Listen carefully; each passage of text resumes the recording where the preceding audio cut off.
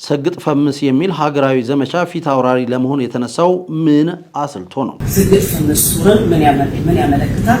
አትሊስት ሙሉ ኢትዮጵያን በመዞር ከአዲስ አበባ ይጀምራል። ሰግጥ ፈምስ ሱራችን የሽልማቱ ሲገርመን ሰግጥ ፈምስ የሚባል ሀገራዊ ጉዞ አዶናይን ይዞ ድንቁርናን ተመርኩዞ ሰግጥ ፈምስ ቱሪ ባላባት ለመሆኑ ሰራዊት የዚህ አካል መሆኑ ለልጆቻችን የሚያስተላልፈው መልእክት እዚህ የደረስኩት ደድቤ ሰግጬ ነው የሚል እንደሆነ ያውቃል። ወጣቶች ሁላችሁም ኢትዮጵያ ላይ ያላችሁ እየመጣውላችሁ ነው። እንደ ሰመረ ባሪያው፣ አሌክስ አብርሃም ወዘተ ያሉ ሰዎች የዚህ ድርጅት ባለቤትም ነኝ አምባሳደርም ነኝ ሲልም ሰምተነዋል።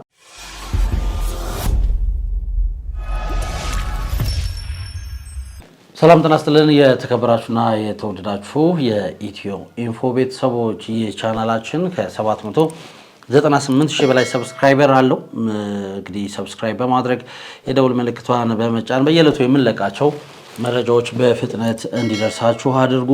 የኔ ታሪክ ሊነገር ይገባል። እንግዲህ ሰው ጋር ቢደርስ ብዙ ቁም ነገር ያስጨብጣል። ሰዎች ከኛ ታሪክ ብዙ ይማራሉ የምትሉት ታሪክ አላችሁ። እንደዚሁም ደግሞ የከሌ ታሪክ እንደዚሁ ወደ ህዝብ መድረስ አለበት ብላችሁ የምታስቡት ታሪክ እና ባለ ታሪክ ካለ ከስር በምታየው ስልክ ቁጥር ደውሉልን። እንግዲህ ታሪካችሁን ወደ ህዝብ የምናቀርብ ይሆናል። ለማንኛውም ግን ሰብስክራይብ ሳታደርጉ ከሆነ እየተመለከታችሁ ነው ያላችሁት፣ ሰብስክራይብ አድርጉ። ማንኛውንም አይነት ሀሳብ አስተያየት መስጠት ይቻላል። ላይክ ሼር ማድረግ እንዳይረሳ። ለወዳጅ ዘመዶ እንግዲህ ሼር በማድረግ አብሮነታችሁን አጠናክሩ እንላለን። በቅርቡ ደግሞ 800 ሺህ ተሻግረን እንግዲህ ሌሎች በርካታ ስራዎችን ወደ እናንተ የምናደርስ ነው የሚሆነው። በየቀኑ ግን እየተሰሙ ያሉ መረጃዎች ምንድናቸው፣ እናንተስ ምን ትላላችሁ የሚለውን ወደ እናንተ እያደረስን እንዲሁ ቆይታ የምናደርግ ነው የሚሆነው።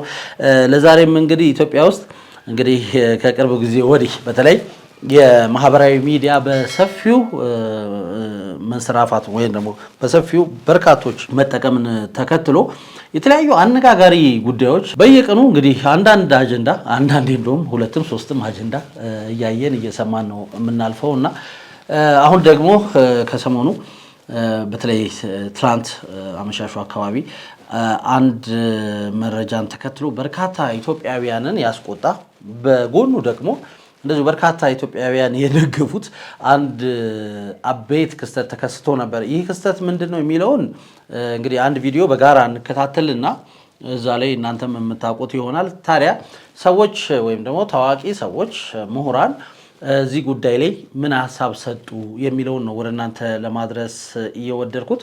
ይህም ቪዲዮ ተከታትለን ተመልሰን እንምጣ። ሰግጥ ፈምስ ሱረን ምን ያመለክታል?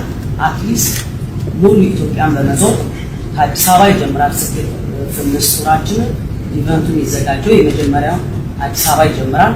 ከዛ በመቀጠል ሙሉ ኢትዮጵያን ይዞራል። ወጣቶቹ በርቀት በቲቪ መስኮት ብቻ ሳይሆን ማየት ያለባቸው አዶናይ ሁሉም በአዋሳ፣ በድሬዳዋ፣ በደቡብ በተለያዩ ከተማዎች አዲስ አበባ፣ በባህር ዳር፣ ጎንደር እያለን እንቀጥላለን። ይሄ ሁሉ ቦታ እየሄደ አጠገባችሁ ነኝ ድረሱ፣ ለአፍሪካ ኢትዮጵያ እናስጠራ፣ ከአፍሪካም አልፎ ለዓለም እንዘጋጅ በሚል አጠገባቸው ብሎ መልእክት ማስተላለፍ ይፈልጋል። የአፍሮ ሀብ ዓላማ ምንድን ነው? እኔስ ለምንድን ነው አዘ ብራንድ አምባሳደር ኤንድ ፓርትነር ወደዚህ የመጣሁት? ምክንያቱም ዓላማችን ስለሚተሳሰር ነው። የኢትዮጵያ ወጣቶች ብቻ አይደለም፣ በየትኛውም እድሜ ያሉ ክሪኤቲቭ ሆነው በራሳቸው ተማምነው ኮንፊደንሳቸውን አሳድገው የበለጠ ደረጃ መድረስ የሚፈልጉ ሰዎች ለነሱ መቆም ዋነኛ ዓላማችን ነው። ፍርሃታቸውን ማውጣት፣ ኮንፊደንስ እንዲጨምሩ ማድረግ፣ ራሳቸውን እንዲያሳዩ። እንግዲህ አሁን ያለንበት ዘመን እቺ ስልክ በጣም ታስፈልጋለች። እንደምታውቁት እኔ በዚህ ስልክ ነው ህይወቴን የተቀየረው። ብዙ ሰዎች ኢንፍሉዌንስ እና ተጽዕኖ እየፈጠርኩት ያለሁትም እቺን ስልክ በመጠቀም ነው። ስለዚህ ለወጣቱና በየትኛው እድሜ ያለው ሰው ህይወቱን መቀየር የሚችለው እቺን ስልክ ተጠቅሞ ነው፣ በዚህ ዘመን ማለት ነው። እኛም ማወቅ አለብን ብዬ አስባለሁ። ይህንን በማስመልከት እንግዲህ ከአፍሮ ሀብ ጋር ፓርትነር በመሆን ኢትዮጵያ ላይ ትልቅ የሆነ ቱር ለማዘጋጀት አስቤያለሁ። ይህ ቱር እንግዲህ ከዚህ በፊት ታይቶ የማይታወቅ ተደርጎ የማይታወቅ ቱር ይሆናል በእርግጠኝነት። ሰግጥ ፈምስ ቱር ይባላል። ታባት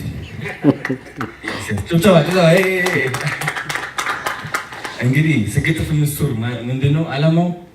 ወጣቶች የትኛው እድሜ ላይ ያሉ ሰዎች በራሳቸው እንዲተማመኑ ኮንፊደንስ እንዲኖራቸው ወደ ሶሻል ሚዲያው ዓለም እንዲቀላቀሉ ራሳቸውን አስተምረው ብቁ እንዲሆኑ ማድረግ ነው። አፍሮ ሀብ አቅም ለሌላቸው ሰዎችን በጣም እናግዛለን፣ ፋንድ እናደርጋለን። በእርግጠኝነት በተቻለን አቅም ማለት ነው እናስተምራለን። እኔም ከልቤ ቆሜ አስተምራለሁ። ቲክቶክ ላይ ትልቅ የሆነ ስልጠና ሰጣለሁ ኢትዮጵያ ውስጥ። እንግዲህ እንደምታውቁት እኔ በቀን ውስጥ 50 ቪዲዮ ፖስት ብዬ እነዚህ 50 ቪዲዮዎች ቫይራል ይወጣሉ። ይህ ደግሞ እድለኝነት አይደለም፣ ይህ ካልኩሌሽን ነው። ይህ የበለጠ እውቀት ነው። ስለ ቲክቶክ አጥንቻለሁ፣ ተምሬበታለሁ። ማስተማርም የምችለው ነገር ነው ይሄ እና ወጣቶች ሁላችሁም ኢትዮጵያ ላይ ያላችሁ እየመጣሁላችሁ ነው፣ ላስተምራችሁ ፈልጋለሁ ስለ ቲክቶክ። ከዛ አስተምሬ አላማዬ ምንድነው መጨረሻ ላይ ኦኬ፣ ስለ ቲክቶክ ተማሩ፣ ኮንፊደንስ ያዙ፣ በራስ መተማመን አለ፣ አሁን ዝግጁ ናቸው። መጨረሻ ምንድነው አላማችን? እነዚህ ወጣቶች እንግዲህ ወደ አፍሪካ ደረጃ የአፍሪካን አዋርድ የአፍሪካን ቲክቶክ አዋርድ እያዘጋጀን ነው። አፍሮ ሀብ ከኢትዮጵያን ተጽዕኖ ፈጣሪዎች የወጣቶች ማህበር ከኢሳ ጋር በመተባበር አፍሪካን አዋርድ እያዘጋጀን ነው። እነዚህ ወጣቶች እንግዲህ በኮንፊደንስ በራስ መተማመን በክሪኤቲቪቲ አውጥተን መጨረሻ ላይ የት ነው የሚደርሱት?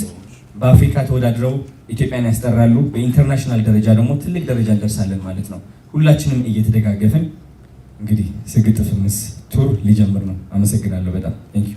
እዚህ ጉዳይ ላይ ብዙ ነገር ማለት ይቻላል። እውነት ለመናገር ኢትዮጵያውያን ወጣቶች ተማሪዎች፣ በተለይ ደግሞ የሃይስኩል ተማሪዎች ቲክቶክ ነው ወይ የሚያስፈልጋቸው? ራይት ነው አሁን ባለው ሁኔታ እውነት ነው ሰዎች ቶሎ ገንዘብ የሚያገኙበት ሆኗል ፕላትፎርሙ። ግን ደግሞ እውነት ኢትዮጵያ ቲክቶከር ነው የሚያስፈልጋት ወይስ ደግሞ የተማረ በራሱ አቅም ያለው ትምህርቱ ላይ ትኩረት የሚያደርግ? ምክንያቱም ትምህርት በራሱ ሂደት ነው። ሂደት ደግሞ ብዙ ጊዜ ሰዎች ማንረዳው።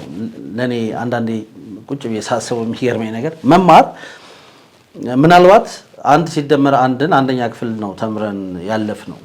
ከዛ ፕሮሰስ ነው፣ ህይወትን ነው እየተማርን የምንመጣው።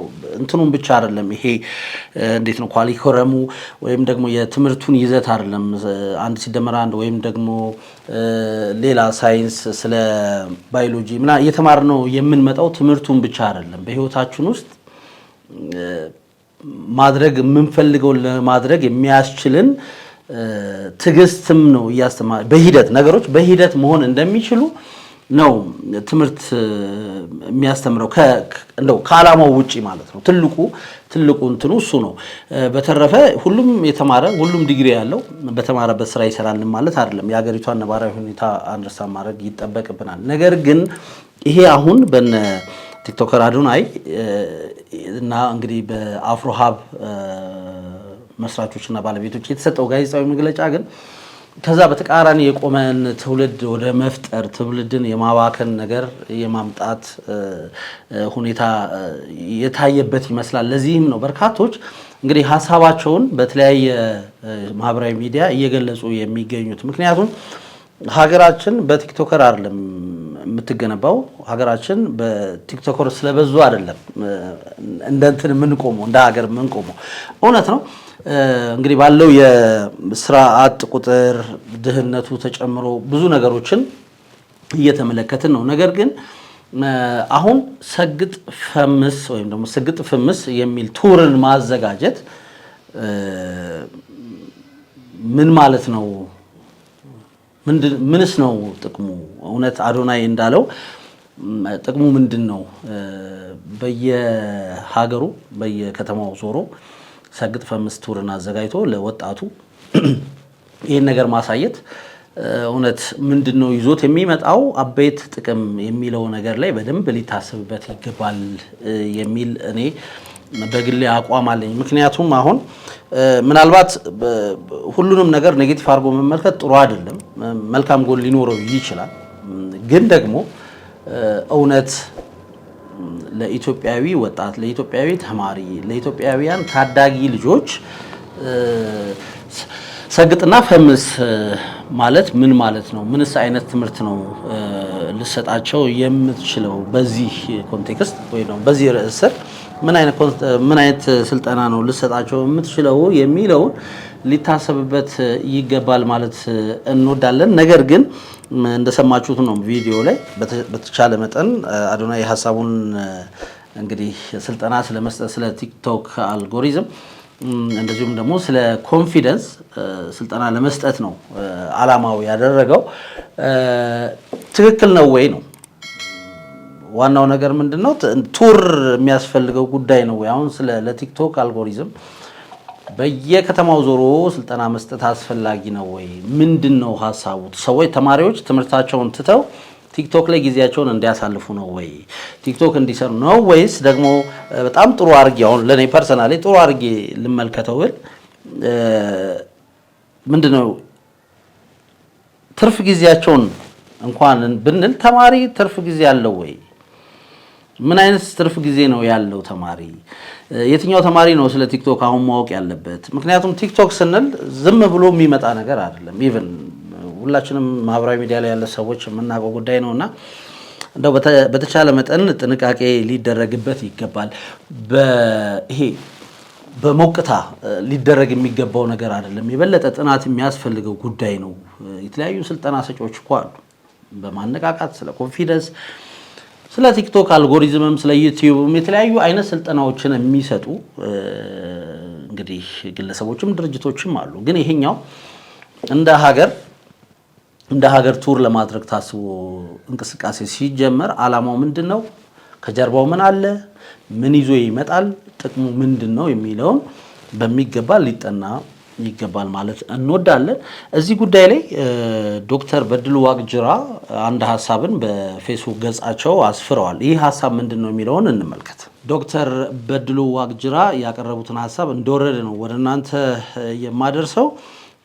እንግዲህ እንደ ዶክተር በድሉ ዋቅጅራ ከሆነ የውድቀት አዋጅ የሚል ርዕስ ተሰጥቶታል። ይህ ጽሁፍ ረዘም ያለ ነው። እንግዲህ ስክሪኑ ላይ ተመለከቱታላችሁ። እኔ እንደወረደ ለእናንተ አነብላችኋለሁ።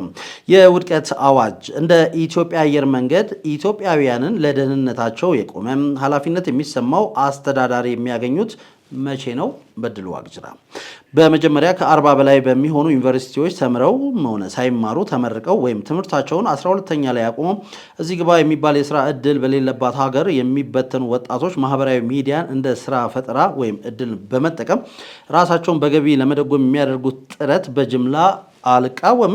ለዚህ ጽሁፍ መነሻ የሆኑኝ በቁጥር ጥቂት የማይባሉት ለይዘት ፈጠራ ያጠራቸው እውቀትና የህይወት ልምድ ድንቁር የአእምሮ የስነ ልቦና ችግር በወለደው ድፍረትና ንቀት ተክተው የደደቡትና የሰገጡት ናቸው። እንደ ሰመረ ባሪያው፣ አሌክስ አብርሃም ወዘት ያሉ ሰዎች በቲክቶክ በሚሰሩት ጠቃሚ ይዘት ስማቸው እንኳን ሳይጠራ አለመለወጥን አእምሮን ያለመጠቀምን አርማ አድርገው የሚንቀሳቀሱ ወጣቶችን መኪና የሚሸልሙ በሚሊዮን የሚቆጠር ተከታዮችን እንዲያገኙ የሚያግዙ ተቋማት መመልከት እጅግ በጣም ያሸማቅቃል።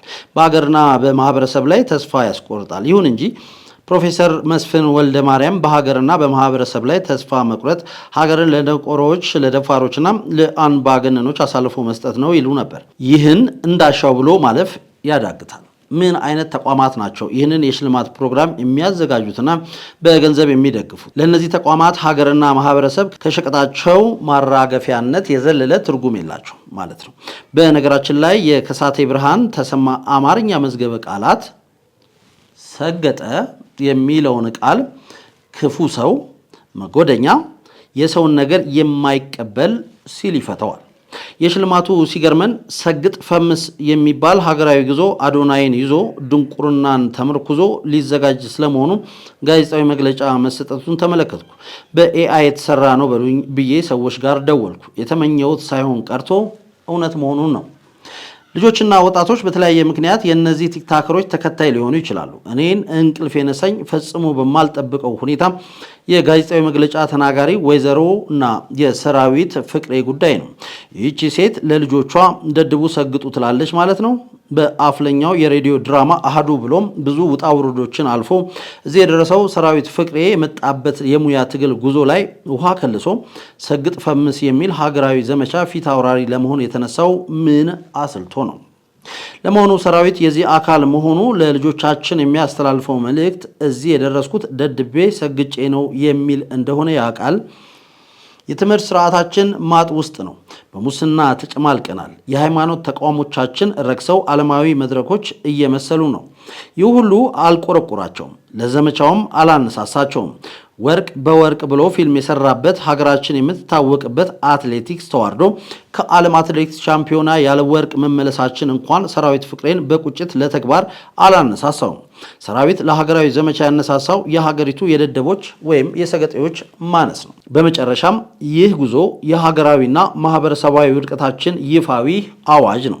ኢትዮጵያ የምትባል ሀገርና ሕዝብ አስተዳድራለሁ የሚል መንግስት ባህልና ሚኒስቴር፣ ትምህርት ሚኒስቴር፣ በወጣቶች ሴቶችና ማህበራዊ ጉዳይ ላይ የሚሰሩ ሚኒስቴሮች ካሉ ይልና በቅንፍ ውስጥ ካሉ ብዬ አምናለሁ ይህን ጉዞ መታገድ አለበት። ከዚህ በተጨማሪ በሃይማኖት ስም በአነቃቂ ንግግር ስም በይፋ ማህበረሰባዊ እሴቶቻችንን የሚቃረኑ የዘቀጡ ለማጭበርበር የቀረቡ ይዘቶችን በማቅረብ በህዝብ በተለይም ባልተባረው ማህበረሰብ ስነ ልቦና ላይ የሚጫወቱ የማህበራዊ ሚዲያ ይዘት አቅራቢዎች ላይ ህጋዊና ተገቢ እርምጃ ሊወሰድ ይገባል እላለሁ ይላል። እንግዲህ ዶክተር በድሉ ዋቅጅራ በፌስቡክ ገጻቸው ይህንን ጽሁፍ አጋርተዋል። እንደሰማችሁት ነው፣ እንዳነበብኩላችሁ ነው። በርካቶች ይህን ጽሁፍ ተከትሎ የራሳቸውን ሀሳብ እየሰጡ ነው። ስለዚህ ይህ ሰግጥ ፈምስ ቱር ተቀባይነት ሊኖረው አይገባም የሚል ሀሳብ አላቸው። እናንተ እኔ መግቢያ ላይ የሚሰማኝን ሀሳብ ግላዊ የሆነ ሀሳቤን ነግሬያችኋለሁ። ሊታረም ሊጠናበት ጉዳዩ ምንድነው? አጀንዳ አለው ወይ? ይዞት የሚመጣው ውጤት ምንድነው የሚለው በደንብ ሊጠናበት የሚገባ ጉዳይ ነው። አሁን እውነት ነው ኢትዮጵያ ውስጥ በሰፊው ስማቸው እየተነሱ ካሉ ወጣቶች መካከል ግንባር ቀደሙ አዶናይ ነው። ምክንያቱም በማህበራዊ ሚዲያ በተለይም በቲክታክ በርካታ ስራዎችን እየሰራ ይገኛል። እውነት ነው፣ ሊበረታታ ይገባዋል። ከሆኑ ወራት በፊት እንግዲህ ውጭ ሀገር በባህር ማዶ ካናዳ እና አሜሪካ በነበረበት ሰዓት የተለያዩ ይዘት ያላቸውን ቪዲዮዎች ይሰራ ነበረ። ከዛ በኋላ ግን ወደ ሀገር ውስጥ ተመልሶ መጥቶ እንግዲህ የተለያዩ ደስ የሚሉ ይዘት ያላቸው ወይም ደግሞ ደስ የሚያሰኙ ይበል ይሄ ወጣት እየሰራው ያለው ነገር ይበል የሚያሰኝ ነው የሚያሰኙ እንግዲህ የተለያዩ ስራዎችን ሰርቷል። ለዚህ እውቅና ሊቸረው ይገባል፣ ምንም ጥያቄ የለውም። አሁን ላይ ግን ጥያቄው ምንድነው? ሰግጥ ፈምስ ምንድነው ዓላማው? በዚህ ልክ ጋዜጣዊ መግለጫ ተሰጥቶ በየሀገሩ ተዞሮ ወጣቱን ሰግጥ ፈምስ ማለት ይዞት የሚመጣው ነገር ምንድነው? እውነት የሚባለው ነገር ልክ እንደሚባለው ነው ወይ? ለምሳሌ እንግዲህ እንደና አዶናይ እና እንዳዘጋጆቹ ከሆነ ሰግጥ ፈምስ እያልን ያለ ነው። ትምህርቱ ላይ ከሆነ አንድ ተማሪ ትምህርቱ ላይ መሰገጥ አለበት ነው። መፈመስስ ኦኬ፣ ትምህርቱ ላይ ፈምሶ ትምህርቱ ላይ ሰግጦ ከዛ ይፈምሳል ነው ወይስ ምንድነው? እንደዚህ አይነት ነገሮችን እውነት ለመናገር ውስጡ ሊታይ ይገባል። በደፈናው ብቻ እየሰራቸው ያሉትን ስራዎች የተወሰኑ ጥሩ ነገር ስላላቸው ሁሉም ነገር ጥሩ ይሆናሉ ተብሎ ስለማይታሰብ አንዳንድ ነገሮችን ከማድረጋችን በፊት ልናስብባቸው፣ ልናጠናቸው፣ ሊጠኑ በባለሙያ ለዛውም አሁን ምንድን ነው ስልጠናን ማን ነው ስለ ኮንፊደንስ ምን አይነት ሰው ነው ስልጠና ሊሰጥ የሚገባው የሚለውን መነሳት አለበት። ምን አይነት የስልጠና የሚሰጥን ሰው እኮ ወረቀት ያስፈልገዋል። ይሄ ሰው ለማሰልጠን ብቁ ነው መባል መቻል አለበት። አለበለዚያ ማንም ሰው ተነስቶ እኔ ስለ እንትን ስልጠና እሰጣለሁ ስላለ ብቻ ስልጠና መስጠት ይችላል ማለት ነው ወይ? እሱም ሊታሰብበት። አዶናይ ይሄን ስልጠና ለመስጠት ይሄን ስልጠና ለወጣቶች ለመስጠት አቅሙ ምን ያህል ነው? ሌላው ቢቀር እንኳን ስለሚጠቀምበት ቲክቶክ አልጎሪዝም እንግዲህ ብዙዎቻችን ቲክቶክ እንጠቀማለን እናያለን ምናምን እናውቀዋለን እኮ። ግን ቲክቶክ አልጎሪዝምን ተንትኖ ለማስረዳት ስለተጠቀምንበት ብቻ 1 ዓመት 2 ዓመት 3 ዓመት 4 ዓመት 5 ዓመት በጣም ከበዛ እንደው ኢትዮጵያ ውስጥ 7 ዓመት ወይ 8 ዓመት ቢሆን ነው ቲክቶክን እና እንደው በእነኚህ ዓመታት ውስጥ እንኳን ተጠቅሜበታለሁ። ስለዚህ በዚህ ጉዳይ ላይ ስልጠና ሰጣለሁ ለማለት የሚያስችልን ነገር ምንድነው? ነገርየው ላይ መቆየታችን ነው ወይስ እዛ ነገር ላይ ብቁ የሚያስደርጉ ወይም ደግሞ ይሄንን የቲክቶክ አልጎሪዝምን በተመለከተ ወይም ነው ቲክቶክ አጠቃቀምን በተመለከተ ስልጠና ለመስጠት የሚያስችሉትን ነገሮች እውቅና የሚሰጠው ማን ነው? ያንን እውቅናስ መገኘት የለበትም ወይ? ወይም ደግሞ በቃ አከሌ የሚባል ግለሰብ ይሄን ነገር የማሰልጠን አቅም አለው ተብሎ ሰርቲፊኬት ሊሰጠው አይገባም ወይ? ወረቀት ወይም ደግሞ የተማረበት እሱ ተምሮ የደረሰበትን እሱ በፕሮሰስ ውስጥ ያለፈበትን ወረቀት የያዘበትን እውቀት የጨበጠበትን ነገር ነው አይደል ለሰዎች መልሶ ማካፈል ያለበት። ስለዚህ ሰርቲፋይድ ነው ወይ በዚህ ጉዳይ ላይ እውቀቱ አለው ወይ የሚለው ሊጠና ይገባል። ባለሙያዎች ይህን ጉዳይ ከስር መሰረቱ ሊያዩት ይገባሉ። ዶክተር በድሉ ዋቅጅራም እንዳሉት የኢትዮጵያ ትምህርት እንግዲህ አሁን ያለበት ሁኔታ አስቸጋሪ ነው። እንደምናየው ነው።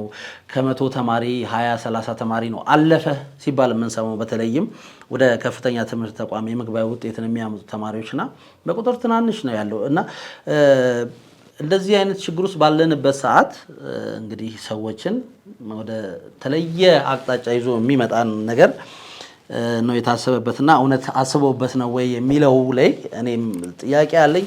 እዚህ ተከትሎ እንግዲህ አርቲስት ሰራዊት ፍቅሬ በብዛት ስሙ እየተነሳ ይገኛል። ምናልባት የኔ መልከታ እዚህኛው ጉዳይ ላይ ግን ትንሽ ለየት ያለ ነው። ምክንያቱም አንዳንድ ጊዜ ኢቨንቶች ይዘጋጃሉ። እኛም አዘጋጅተን እናውቃለን፣ ሰዎችን እንጋብዛለን። እንደዚህ ኢቨንት አዘጋጅተናል እዚህ ላይ ተገኙልን እንላለን።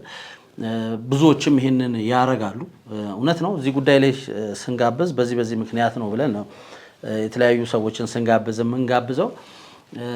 ግን በእርግጥ አርቲስት ሰራዊት ፍቅሬ እዚህ ጉዳይ ላይ ምላሽ ይኖረዋል፣ የራሱን ምላሽ ያስቀምጣል የሚል ትልቅ እምነት አለኝ። ግን እንደሚባለው አዘጋጁም እንግዲህ እርሱ አይደለም። አዘጋጆቹ አፍሮ ሀብ የሚባል ሌላ ድርጅት ነው ከአዶናይ ጋር በመተባበር አዶናይም የዚህ ድርጅት ባለቤትም ነኝ አምባሳደርም ነኝ ሲልም ሰምተነዋል።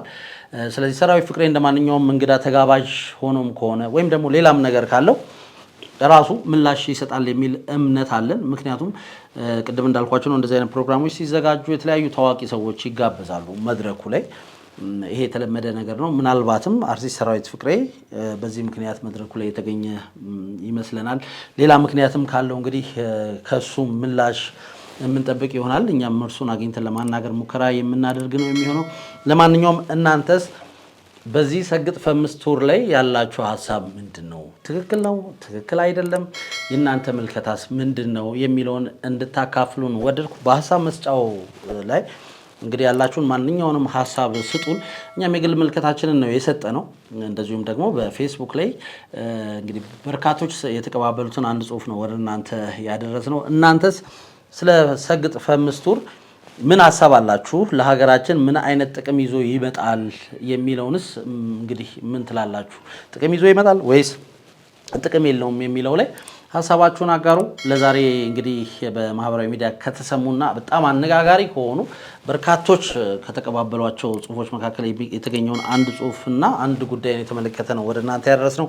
የተከታተላችሁን አብራችሁን ስለነበራችሁ እጅግ ከልብ አድርገን እናመሰግናለን። ይህንን ከ798 ሺህ በላይ ሰብስክራይበር ያለውን ቻናላችንን ሰብስክራይብ በማድረግ የደወል ምልክቷን በመጫን ቤተሰብ ይሁኑ እንላለን። ሀሳብ አስተያየቶቻችሁን አጋሩ።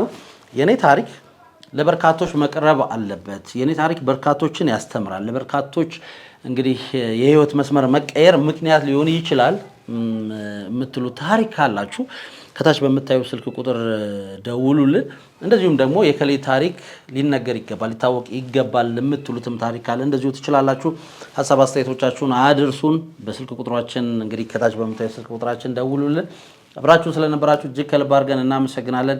የተከታተላችሁን አብራችሁ ስለነበራችሁ አሁንም በድጋሚ እናመሰግናለን። ኢትዮ ኢንፎ ነበር ስትከታተሉ የነበረው። እኔ ከወዲሁ አበቃው። ቻው።